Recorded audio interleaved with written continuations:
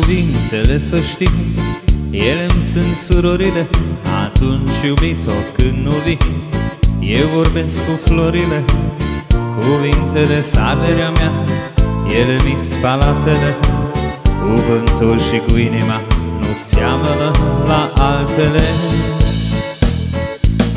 Ce seară minunată, mai spune-mi, iubito, odată. Mai spune-mi că ești frumoasă și când vei fi mireasă și vom avea o fată. Mai spune-mi, iubito, odată.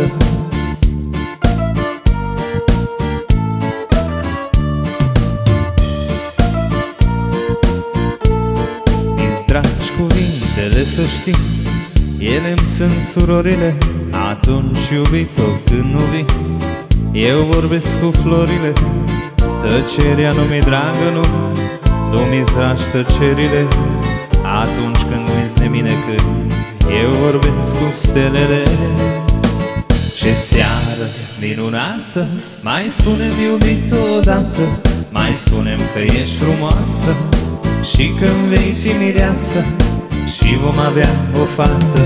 Mai spune-mi, iubito, odată. Ce seară minunată, mai spune-mi, iubito, odată. Mai spune-mi că ești frumoasă și când vei fi mireasă și vom avea o fată.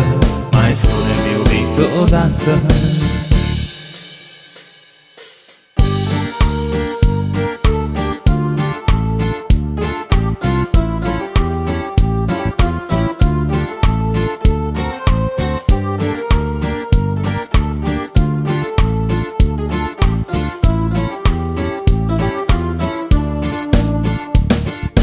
Viața trece, totul-i trecător. Viața trece și îmi este dor. Mi-e dor de casă, de pragul părintesc și de femeia pe care o iubesc. Mi-e dor de casă, de pragul părintesc și de femeia pe care o iubesc. Sărut, femeie, mâna ta, sărut, femeie, ochii tăi. Iubita și frumoasa mea, tu ești cântarea dragostei. Sărut, femeie, mâna ta, sărut, femeie, ochii tăi. Frumoasa și iubita mea, tu ești povestea dragostei.